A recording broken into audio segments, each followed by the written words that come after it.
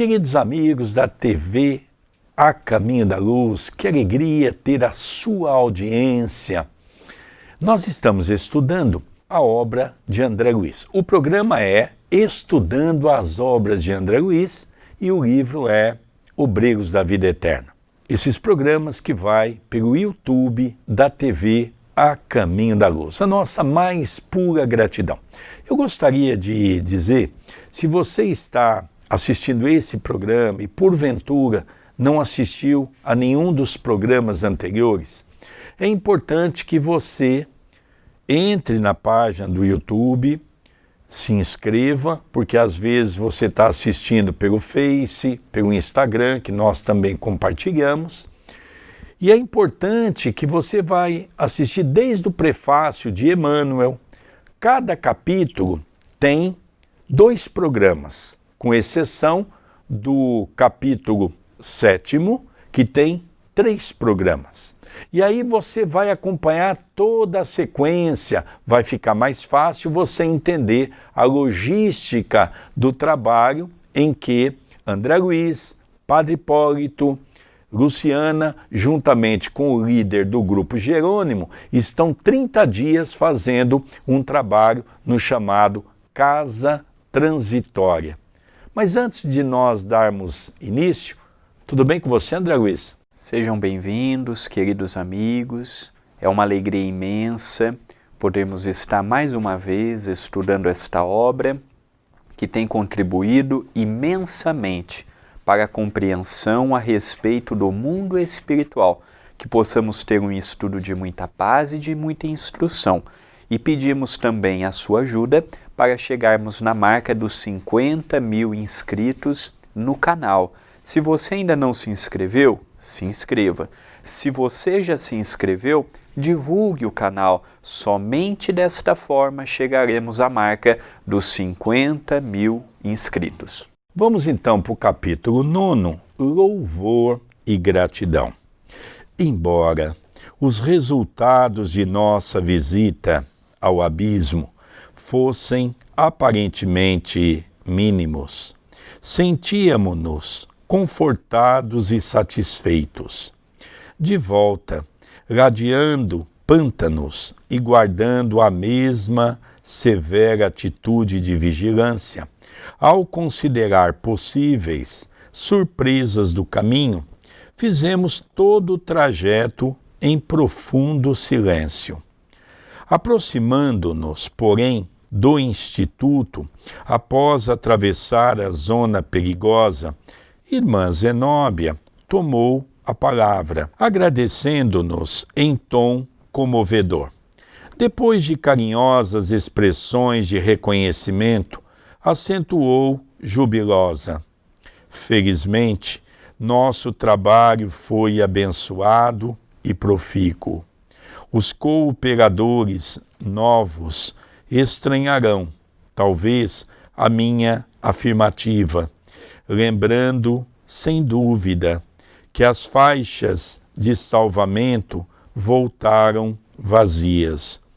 No entanto, algo ocorreu de mais importante que a eventualidade de trazermos compulsoriamente conosco alguns irmãos infelizes. Refiro-me à semeadura das verdades eternas nos corações ignorantes, a ministração da esperança aos desalentados e tristes. Não somos apologistas da violência, mas semeadores do bem. E a base natural da colheita segura é a sementeira cuidadosa. Os ensinos edificantes lançados ao solo do entendimento abrem horizontes novos.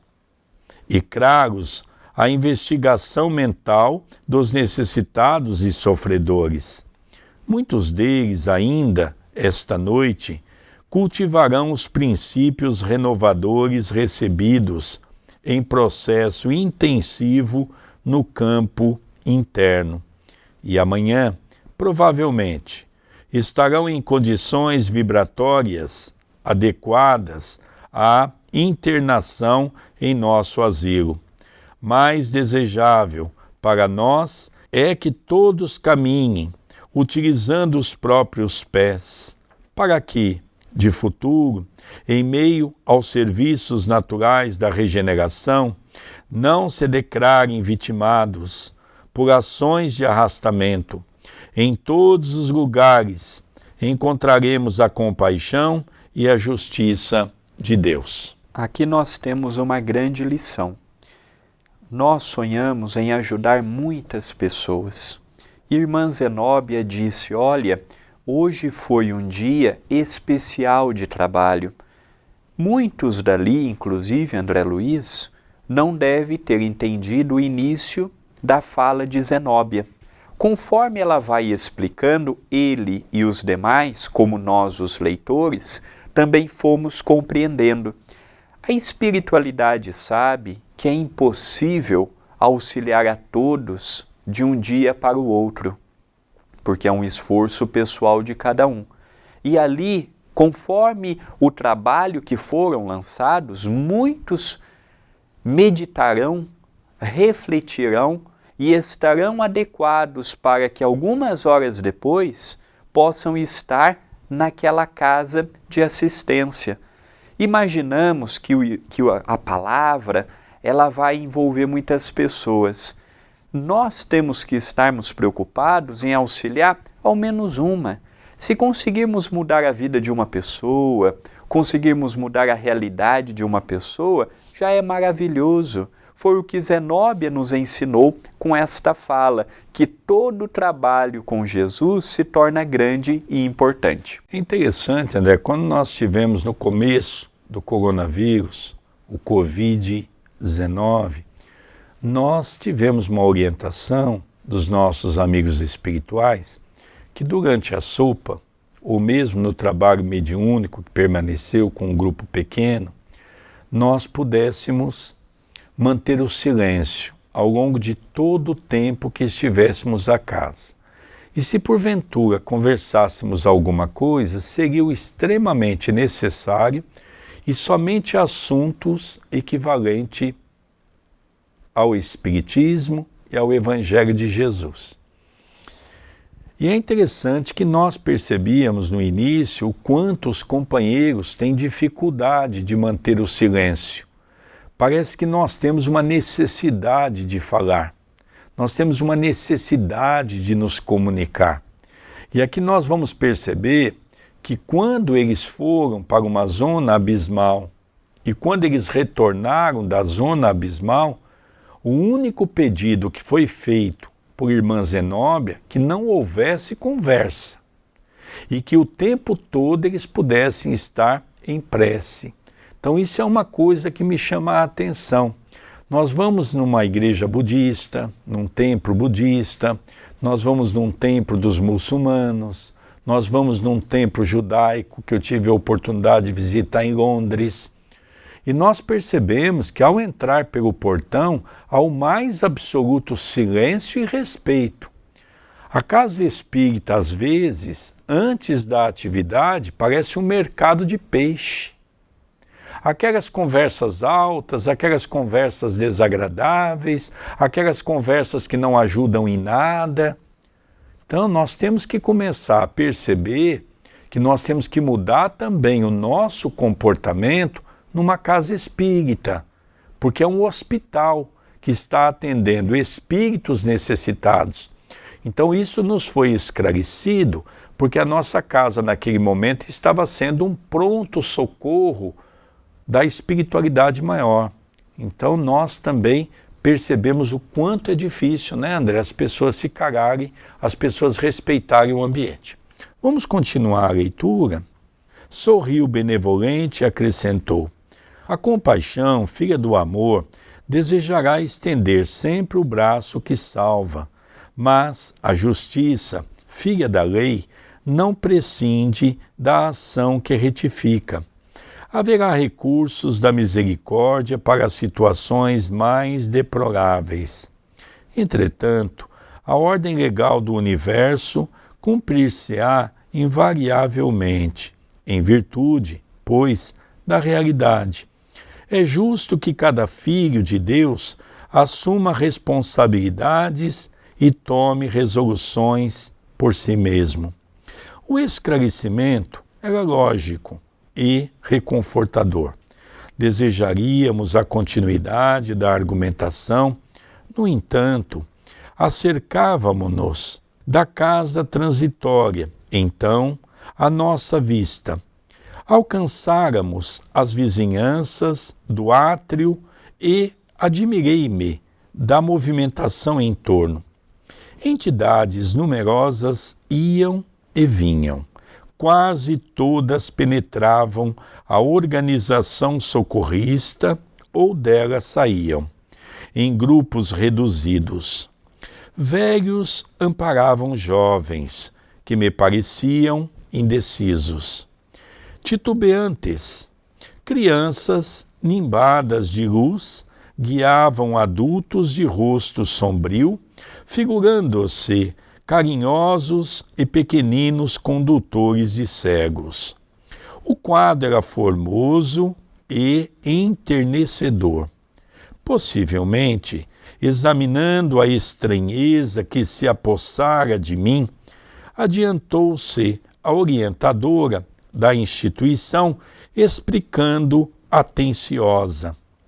Nossos amigos da crosta, parcialmente libertos da carne pela atuação do sono, afluem até aqui todas as noites, trazidos por companheiros espirituais com o fim de receberem socorros ou avisos necessários. A casa oferece recursos aos encontros oportunos. Aqui nós vemos dois momentos. O primeiro é quando Zenóbia fala a respeito da compaixão divina e da misericórdia, que mesmo aqueles espíritos não estavam desamparados, mesmo tendo feito tudo o que fizeram quando estavam na roupagem carnal, não deixaram de ser filhos do Pai, do Criador. Portanto, não deixariam de receber a sua assistência fraterna e legítima. E depois, André Luiz notou, quando eles estavam aproximando da casa transitória, que havia um entra e sai muito grande daquela instituição. E aquilo chamou muito a atenção dele, que foi esclarecido que eram muitos encarnados que estavam sendo amparados por espíritos, espíritos em formas de criança, espíritos em formas de adulto, espíritos em forma de velhinhos, que amparavam os encarnados até lá para receber auxílio, esclarecimento, entendimento, para quando voltassem, depois de uma noite de sono ou de um cochilo, pudessem recobrar algumas passagens importantes que lá tiveram, para, de modo intuitivo ou de modo consciente, para depois continuarem mais um dia de jornada. Isso mostra, André, que ao longo da noite nós temos uma vida muito intensa. No Livro dos Espíritos, Allan Kardec trata de um assunto que é o sonho e o sono, mostrando que nós temos algumas vivências, porque enquanto o nosso corpo descansa, o nosso perispírito sai do corpo e fica ligado por um único cordão, que é um liame chamado cordão umbilical. E nós temos uma vida muito ativa. Então nós podemos ter um reencontro de uma situação pertinente ao passado, nós podemos ter uma solução de problemas que ao acordar pela manhã nós trazemos a solução daquelas dificuldades e problemas que estamos enfrentando. Podemos ter uma visão de algo que vai acontecer e às vezes a gente até esquece, quando acontece a gente diz, eu sonhei sobre isso. E muitas vezes também nós somos amparados pelo plano espiritual, como é este caso. Mas também muitas vezes ficamos na mão de espíritos trevosos. Por isso que tem muitas pessoas que têm aquele pânico de dormir. Tem insônia, não consegue dormir, tem medo da noite e quando dorme acorda assustado. Então nós vamos perceber tudo isso. E é interessante que há poucos anos atrás, na USP, na Universidade de São Paulo, tem um departamento chamado Departamento do Sono. E eles começaram a investigar como é que são as nossas noites. Então a pessoa deita numa cama, eles ligam os elétrons e eles começaram a perceber que as pessoas têm uma vida muito mais intensa à noite do que de dia. O cérebro está funcionando muito mais à noite do que de dia em muitas pessoas. Isso demonstra claramente que o que o Espiritismo começou a trazer para nós desde 1857 é uma situação realista que o Espiritismo nos traz e que hoje a ciência comprova. Vamos dar continuidade na leitura. Não consegui disfarçar a surpresa ante a cena maravilhosa, contemplando, embevecido, o cuidado terno dos benfeitores desencarnados com todos aqueles que vinham dos círculos terrestres mais densos. Atravessada a zona magnética de defesa, confundimos-nos com os passantes. Não longe de mim, interessante menino que apresentava de 9 a 10 anos, revestido de gracioso halo de luz, guiava uma senhora de passos incertos. Parecia enferma, incapaz de autocontrole. O pequeno, porém, segurava-lhe firmemente a destra e, após saudar a irmã Zenóbia, respeitoso, exclamou para a matrona hesitante: "Por aqui, mamãe, por aqui, venha, sem medo." Ouvindo-o, a interpelada parecia acordar num sonho bom e gritava semi-inconsciente: meu filhinho, não me deixes voltar, quero-te sempre, sempre." As expressões de meiguice misturavam-se a copioso pranto. Fixei-lhe os traços fisionômicos. A pobre mãe não nos enxergava. Seguia acanhada e insegura de si. Seus olhos, que vertiam grossas lágrimas, permaneciam presos na contemplação da criança, revelando a suprema ternura de mãe, exausta de saudade, a reencontrar o objeto de seu amor que parecera perdido para sempre. "Mamãe, caminhe, não desfaleça", clamava o rapazinho, exultando de júbilo. "Já vou, meu filho, eu te seguirei, leva-me contigo", tornava a palavra maternal, afogada em sublime emoção. Meus companheiros, habituados talvez desde muito ao espetáculo, conversavam descuidados. Todavia, segui, de olhos umedecidos, a criança carinhosa que amparava sua mamãe, até que desapareceram através de uma das portas laterais. Não contive a surpresa que me dominava.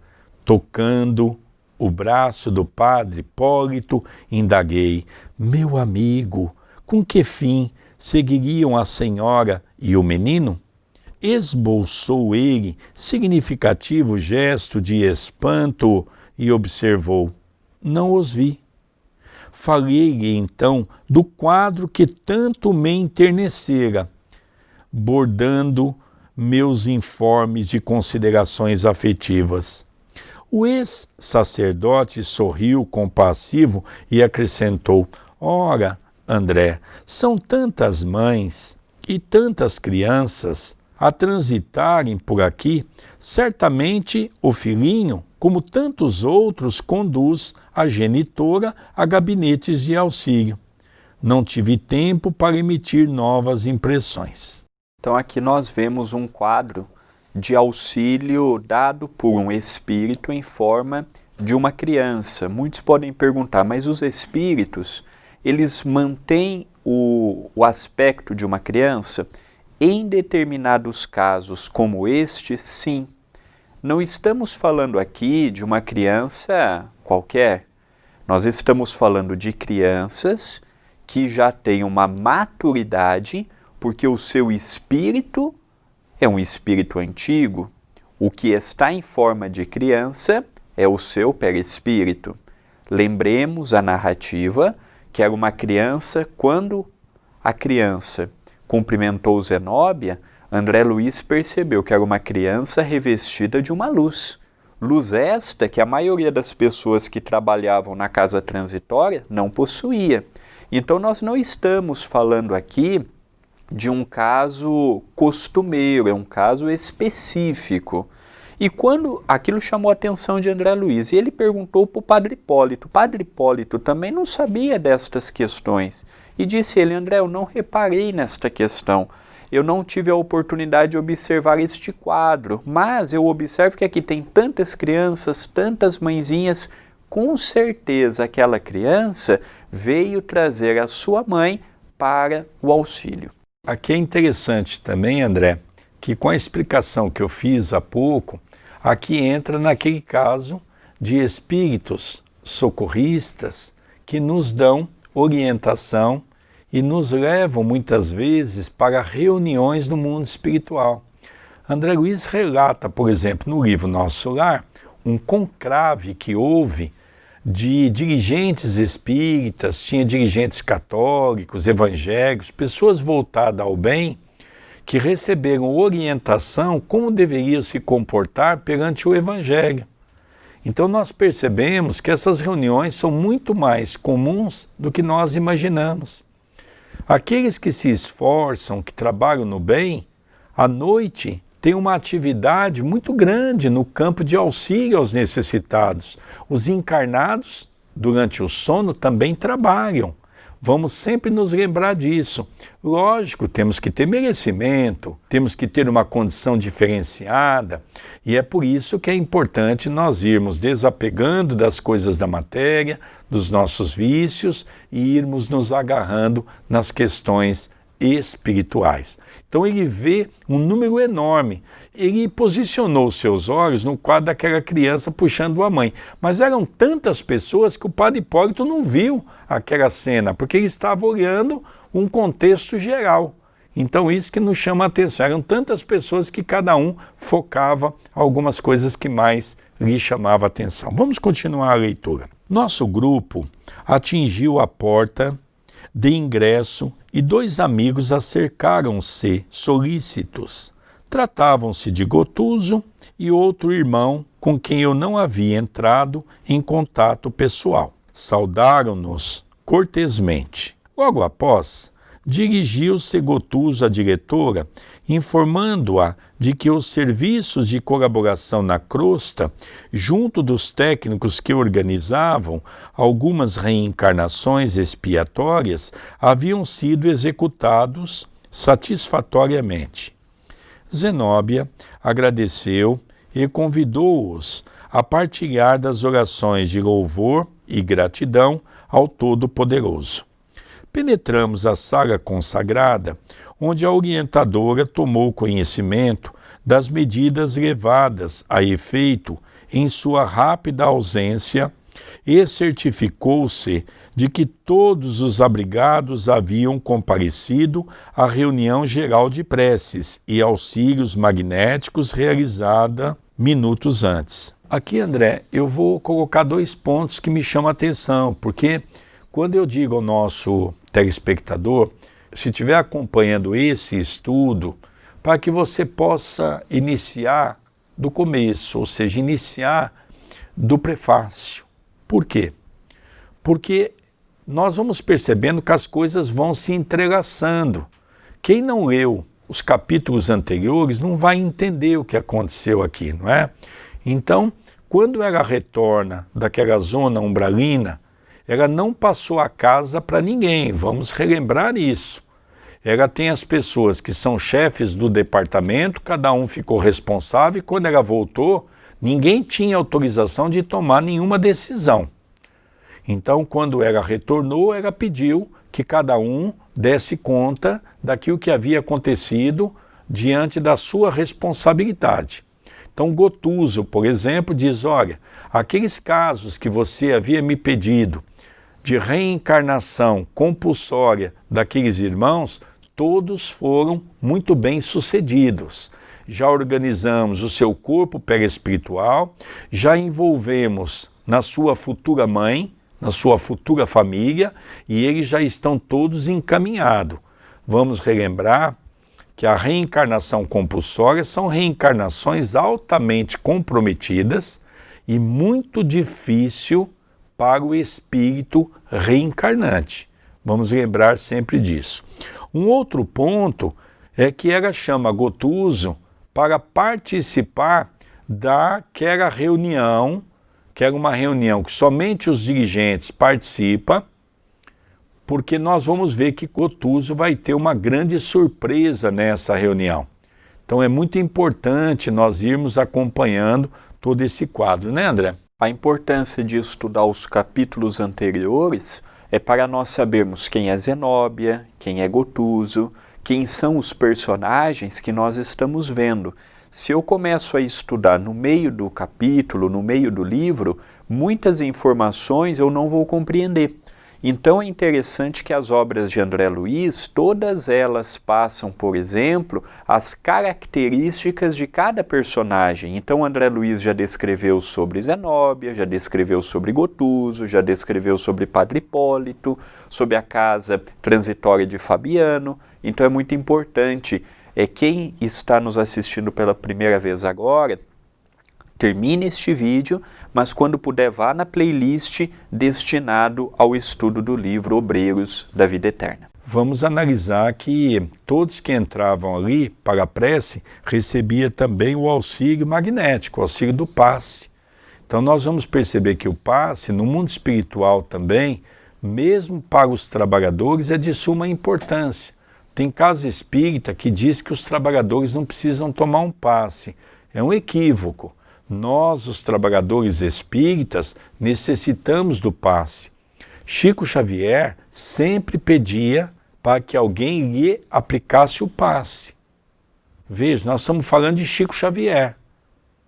E nós, muitos dirigentes, acham que não precisa. É um engodo, é um engano. Vamos tomar cuidado com isso, porque nós também não somos criaturas perfeitas. Vamos dar continuidade na leitura. Sinais sonoros convocaram colaboradores à ação de graças. Zenóbia, delicada e ativa, dispôs-nos em torno de vasta mesa, ao fundo da qual se erguia uma tela transparente de grandes proporções. Admirável a comunhão da casa. Todos os dirigentes das variadas seções em que se subdividiam as atividades do Instituto encontravam-se presentes para a tarefa gratulatória. A diretora informou-nos, afável, de que todas as noites se verificavam trabalhos de oração para os asilados e para o pessoal administrativo, salientando que, nesses últimos, se reuniam em pessoa com todos os subchefes da organização que não se encontrassem inibidos por motivos de serviço. Naquela oportunidade, éramos ali 35 criaturas, presas ao doce magnetismo daquela mulher que tão bem sabia desempenhar a excelsa missão educativa. À cabeceira do grande móvel referido, cercado pelas poltronas confortáveis que ocupávamos em 2 filas, sentou-se Zenóbia, radiante, mantendo-se de frente para a tela constituída de tecido diáfano, semelhando tenuíssima gaze. 35 mentes, interessadas na aquisição de luz divina, uniam-se a dela para as vibrações de reconhecimento e paz. Gotuso, próximo de mim, entregou-se a profunda meditação, solicitando-nos acompanhar-lhe mentalmente as palavras. A instrutora iniciou a oração comovente e sublime. Aqui ele nos fala de uma tela que era alimentada pela união daquele grupo de 35 pessoas. Talvez é isto que falta para nós nas casas espíritas, a qual também nos incluímos. Falta-nos união. Quando numa casa espírita há muita briga pelo poder, há muita disputa, há muita briga pelo protagonismo, não tem como sentarmos em torno de uma mesa ou de frente para qualquer lugar e orarmos de coração aberto. Não estamos dizendo que é para aceitarmos tudo e de bom grado do nosso próximo, mas para que haja um trabalho em comunhão com a espiritualidade, temos que ter este respeito, como nós vemos o que ocorreu ali e os resultados que teremos. Então, é possível fazermos isso numa casa espírita? Se ela conseguia fazer isso numa região trevosa, a crosta está numa região hierárquica acima das trevas. Se ela consegue, numa casa transitória, lidando com pessoas comuns, o gotuso, todo centro espírita tem um gotuso na casa espírita. Muitos dirigentes espíritas têm o amor e têm o carinho que Zenóbia possui. Lembremos que estamos falando de pessoas comuns. Se falarmos de ministros de nosso lar, eu até concordo, são pessoas de uma espiritualidade muito maior, mas nós estamos falando de espíritos terra a terra, com conflitos, com dilemas. Zenóbia foi no abismo socorrer um companheiro que ela tinha um afeto muito grande. Quem de nós não tem afetos? Quem de nós não tem amores? Quem de nós não tem sentimentos? Então é possível realizarmos isto numa casa espírita em moldes diferentes, mas que o trabalho vai ter uma finalidade de abranger uma comunidade, uma coletividade. Eu queria completar um pouquinho a linha de raciocínio do nosso querido André Luiz, que nos falou há pouco. Primeiro, o dirigente tem que ter consciência que ele tem que conhecer o que ele está fazendo. Tem muitos dirigentes espíritas que não conhecem o Pentateuco espírita, tem muitos dirigentes espíritas que não conhecem as revistas espíritas, e fica muito difícil nós tomarmos decisões em cima de algo que nós não conhecemos. O conhecimento do dirigente espírita vai permitir que a casa tenha essa união. Por quê? Porque o seu conhecimento vai permitir que ele possa estar sempre tomando as decisões corretas. A casa muitas vezes entra em discussões, não é porque as pessoas às vezes só pensam nos cargos, é porque o dirigente toma decisões equivocadas, porque ele não sabe o que está fazendo, e isso é grave. E um outro ponto que nos chamou a atenção, Zenóbia reuniu-se com 32 pessoas diante de uma tela. Hoje é uma tela de projeção. Hoje é fácil nós entendermos isso, porque ia se ligar a algum aparelho de projeção, para que os 35 pudessem ver, e nós vamos ver um pouco à frente, o que eles querem demonstrar. Bom, mas vamos reparar que quando deu aquele horário, um som sonoro tocou. E toda a instituição ouviu. Os subchefes, que estavam nos seus departamentos cuidando das pessoas, ficaram em silêncio porque, com certeza, através de um rádio ou através de algum aparelho, como uma televisão, eles tiveram a oportunidade de acompanhar tudo o que estava acontecendo ali. Era o momento da prece, era o momento das orientações. É que eles não podiam reunir todos ao mesmo tempo, então reunia-se apenas os chefes e os subchefes ficaram nos seus devidos departamentos, não é? Então nós vamos ver o que aconteceu e como se procedeu. Agora nós vamos para a prece que a nossa irmã Zenóbia inicia, e toda a casa transitória ouve essa prece através dos meios de comunicação que eles tinham dentro daquela instituição. Acompanhemos. Senhor da vida, nossos corações transbordantes de júbilo te agradecem as bênçãos de cada dia. Permite que nos reunamos em teu nome nesta noite bendita de felicidade e esperança, para manifestar-te nossa gratidão imperecível.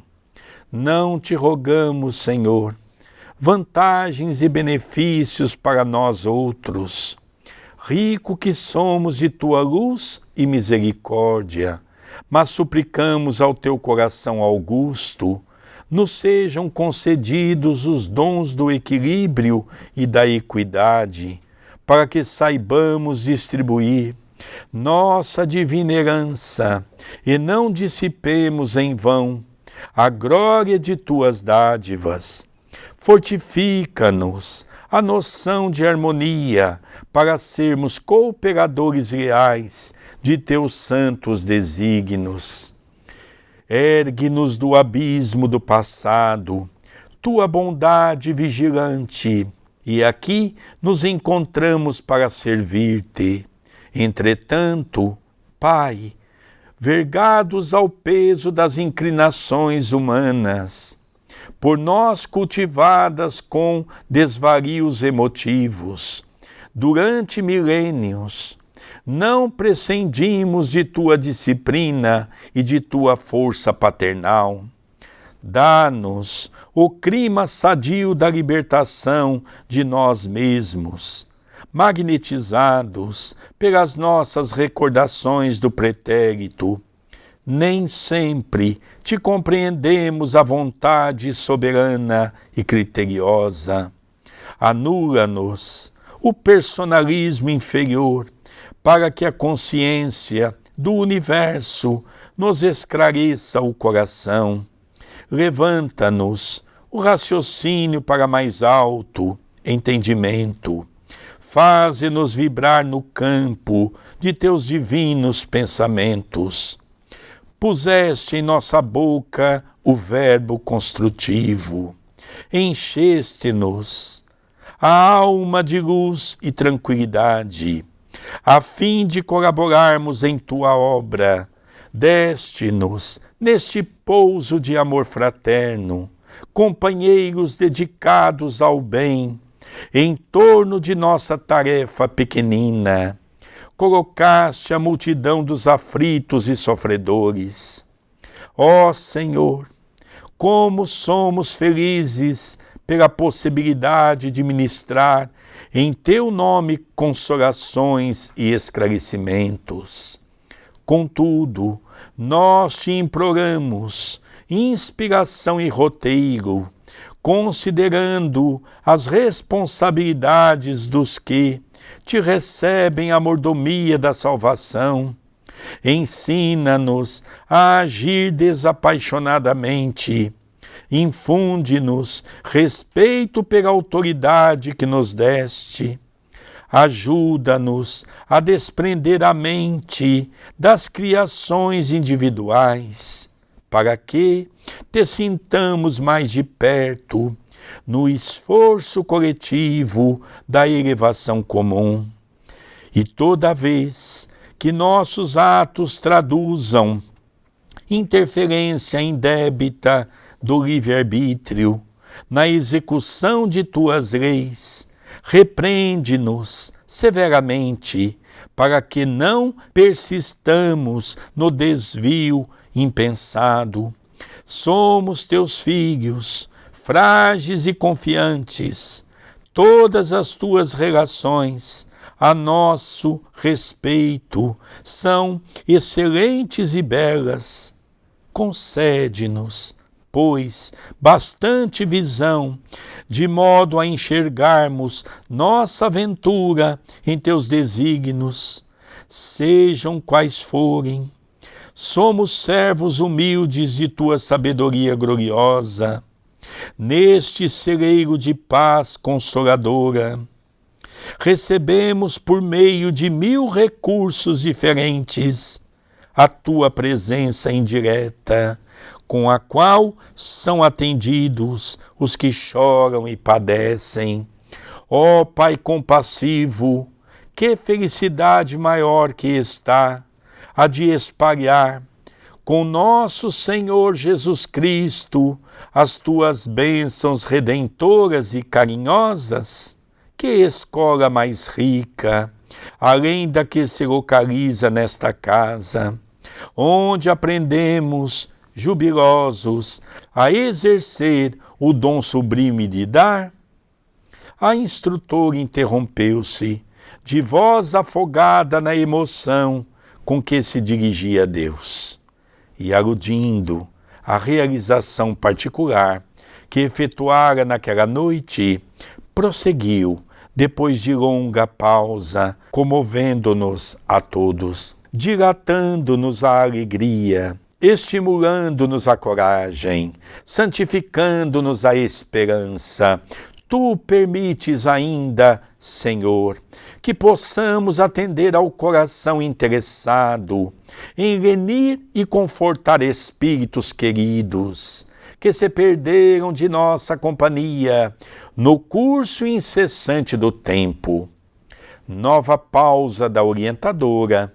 Em seguida, imprimindo suave entono às palavras que pronunciava, a irmã Zenóbia concluiu: de alma voltada para a tua magnanimidade, endereçamo-te reconhecimento sem termo, ser louvado por todos os milênios dos milênios, ser glorificado por todos os seres da criação. Teus servidores, nesta casa de edificação, agradecem-te as oportunidades preciosas de trabalho e esperam a continuidade de tuas bênçãos, que a tua infinita luz seja refletida em todo o universo infinito. Assim seja. A prece por si só não temos o que comentar, porque é um hino de louvor que, dentro desta prece narrada por André Luiz, realizada por Zenóbia, nós encontramos o pedir, o agradecer e o louvar. Todas as preces que estão contidas nos 13 livros que compõem a série de André Luiz no mundo espiritual são preces sentidas que, quando lemos, quando ouvimos, quando meditamos, aprendemos e muito. E agora nós vamos ver qual a finalidade da prece e o que se verificará naquele instante da reunião para diante, já que o nosso querido Sérgio disse que, apesar daquele auditório estar apenas com 35 pessoas, toda aquela casa ouvia a prece, igual o nosso lar, que às 18 horas diariamente ouviam a prece do governador.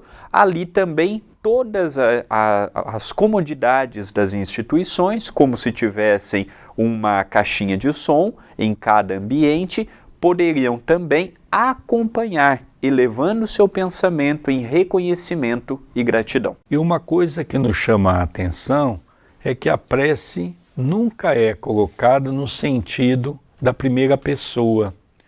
Ela faz várias referências, pedindo auxílio quando se erra, para que seja punido pelo seu erro. Ela pede pelo outro, sempre fazendo uma colocação coletiva e nunca individual, como nós sempre comentamos que há um erro na hora de fazermos a prece, porque colocamos sempre a primeira pessoa nas necessidades. Eu peço isso, eu preciso disso, eu quero ser atendido nisso. Vamos então dar continuidade na leitura.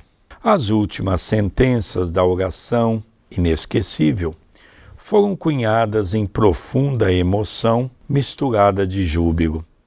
Aquela prece constituía ato de louvor dos mais formosos que eu escutara até então. Zenóbia regozijava-se pelo ensejo de serviço, pela fortuna de contribuir com alguma coisa de útil, pela ventura de repartir o bem. Os minutos de adoração elevaram-nos. Suave luz irradiava-se de nossas frontes sincronizadas nos mesmos pensamentos. Fim da manifestação gratulatória, a diretora recomendou-nos observação e silêncio. Não se passou muito tempo e a tela desdobrada diante de nós, como se fora instrumento de resposta ao esforço devocional, iluminou-se de súbito, expelindo raios de brilho maravilhosamente azul, que se espargiam sobre a diminuta assembleia, quais minúsculas safiras eterizadas. Davam-me a ideia de energias divinas a caírem sobre nós, penetrando-nos o íntimo e revitalizando-nos o ser. Transcorridos alguns minutos, Zenobia agradeceu sensibilizada, interpretando o sentimento geral. Nova quietude pairou em toda a sala, contudo, após longos instantes de expectativa mais intensa, Luciana tomou a palavra e dirigiu-se à diretora nestes termos. Neste momento, vejo na tela das bênçãos respeitável ancião, cercado de luz verde prateada. Estende-lhe a destra, abençoando-a, e recomenda dizer-lhe tratar-se de Bernardino. Ah, já sei, respondeu contente a instrutora, é mensageiro da casa redentora de Fabiano, que Jesus o recompense pelo contentamento que nos traz.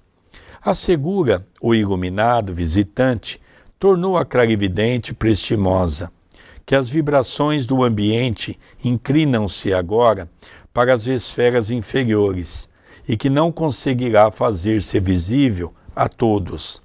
Não obstante o seu desejo, acrescenta que os amigos da instituição velam pela marcha harmoniosa dos serviços e que a fonte da bondade divina suprirá sempre de paz e recursos a todos os corações de boa vontade na semeadura do bem. Aqui nós vemos algumas coisas interessantes. O primeiro é a importância da prece. A prece que fez com que eles, unindo o pensamento, conseguisse atingir a condição deste espírito elevado, comunicar naquele momento. Ele não se fez visível para todos. Luciana o via por conta da sua clarividência, e ela disse se tratar de Bernardino, que foi explicado a ela, por Zenóbia, que se tratava de um espírito que auxiliava e amparava.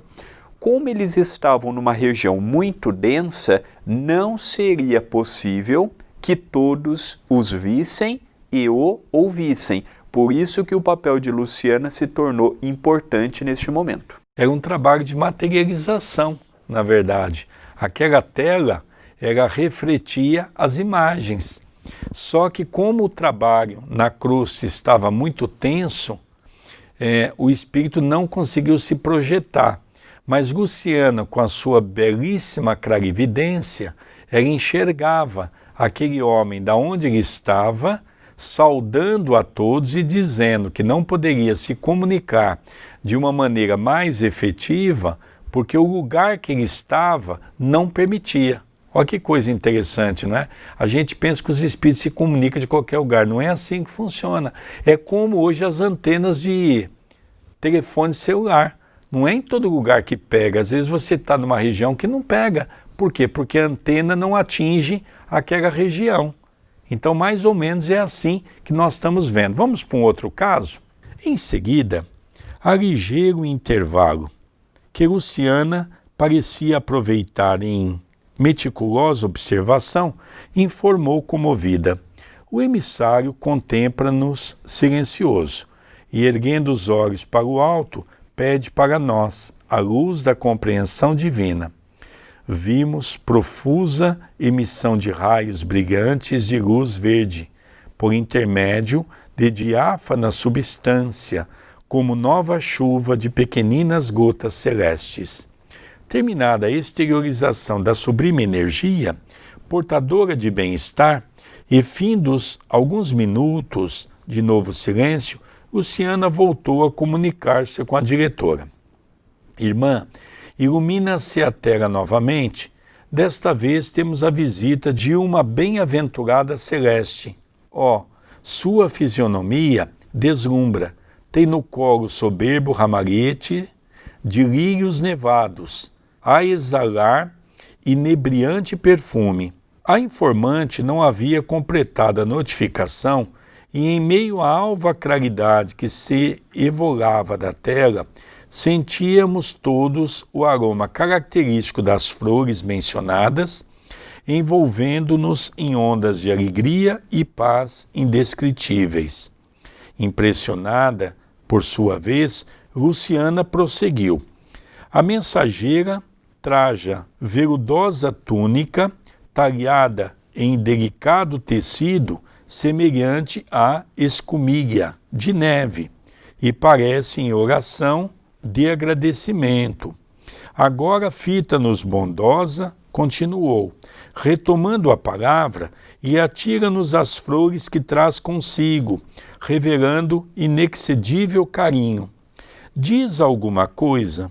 Oh, sim, com permissão dos nossos maiores, deseja comunicar-se com o irmão Gotuso e solicita-nos cooperação. Não pude ocultar a surpresa em face do desdobramento dos trabalhos naquele ofício de gratidão e louvor. Irmã Zenóbia, naturalmente experimentada nas atividades de intercâmbio, interveio acrescentando: sim, Luciana, tanto quanto estiver em suas possibilidades, ceda o seu veículo de manifestação, já que o ambiente permanece pesadíssimo.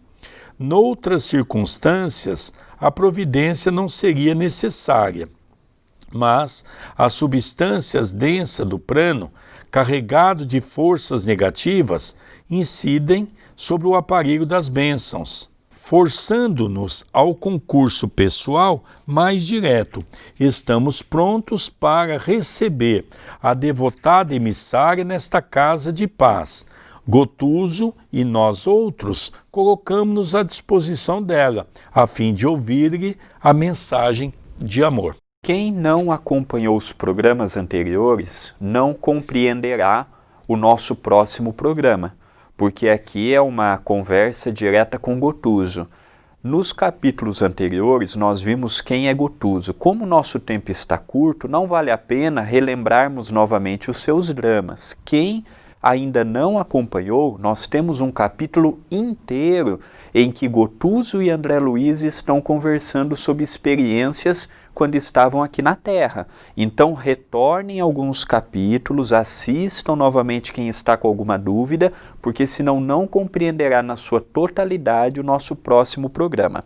Lembremos que daqui a algumas horas haverá o fogo purificador. Então, aquela região das trevas que já é densa em vias normais, naquelas horas estavam ainda mais densas. Eles vinham de uma verdadeira guerra, de um verdadeiro conflito, de uma verdadeira situação complicada, em que deixou aquela região espiritual ainda mais densa. Por isso que neste papel, veremos no programa seguinte, que Luciana prestará um papel fundamental. Existe médiuns no mundo espiritual, existe mediunidade no mundo espiritual. A mediunidade não está alheia à sua necessidade, ela é tão importante lá quanto é aqui. André, eu gostaria de aproveitar esses momentos para colocar alguns pontos importantes que a gente não pode deixar passar desapercebido. Primeiro, que em outras épocas, essa senhora que vai se comunicar, que na verdade é a mãe de Gotuso, ela iria se materializar. Veja, até no mundo espiritual existem as materializações. Ela não está ali, ela está numa outra zona mais evoluída. Ela iria trazer uma mensagem para o seu filho, mas como o clima da casa transitória está muito negativo, por isso que eles vão ter o fogo purificador, ela percebe que não há possibilidade. Então, nós vamos usar o médio de incorporação, porque Luciana também vai funcionar como uma média de incorporação, onde ela vai transmitir a mensagem da mãe de Gotuso. São 2 pontos importantes. Eu me lembro que uma vez, conversando com Caio Ramacciotti, que o pai chegou a frequentar os trabalhos de materialização na casa de Chico Xavier, e ele nos contou, a mim e ao André Luiz, que os espíritos materializados pegavam na mão deles, batia no ombro deles, chegava muito perto deles e falava, ele sentia o hálito do espírito. Então é muito interessante nós analisarmos tudo isso. Dependendo do espírito, havia flores, cheiro de flores diferenciados, né? Então nós percebemos, André, que quando ela traz aquele ramalhete de flores, eles sentiram o perfume daquelas flores, porque aquelas flores foram atiradas perto deles. E a sensibilidade fez com que todos eles, mesmo naquela condição grosseira que esses espíritos são, eles conseguiram captar esse perfume das flores, né? Então nós começamos a perceber que essa tela projetava e se materializava. E ela fazia com que todos pudessem sentir, todos pudessem ver tudo aquilo que os espíritos queriam colocar. Talvez nós não temos condições ainda de entender tudo isso. Talvez está muito fora da nossa realidade. Não conseguimos sequer entender o que é uma sopa numa casa espírita, o que é uma distribuição de uma cesta básica, o que é um trabalho mediúnico, o que é um trabalho de atendimento fraterno. Imagine se nós vamos conseguir entender com clareza o que é um trabalho dessa magnitude que Zenóbia, que está diante de 35 dirigentes do trabalho da casa dela, e vamos realçar que eram espíritos altamente limitados. O único espírito mais evoluído desse grupo é Zenóbia. Ao encerrarmos o nosso programa, nós relembramos da nossa campanha de atingirmos a marca dos 50 mil inscritos. E para atingirmos esta meta, necessitamos da sua ajuda. Se você já se inscreveu, pegue o link do canal, divulgue para os seus amigos, divulgue no Centro Espírita, divulgue pelo Messenger, pelo WhatsApp, pelos grupos do WhatsApp. É somente desta forma que atingiremos os 50 mil inscritos no canal da TV A Caminho da Luz. Nós vamos encerrando, nosso tempo já estourou. Vamos encerrando esse programa estudando as obras de André Luiz, o livro Obreiros da Vida Eterna, pelas mãos de Chico Xavier. Um beijo no seu coração, gratidão pela sua audiência e até o próximo programa, que será a continuidade desse capítulo. Até o nosso próximo programa.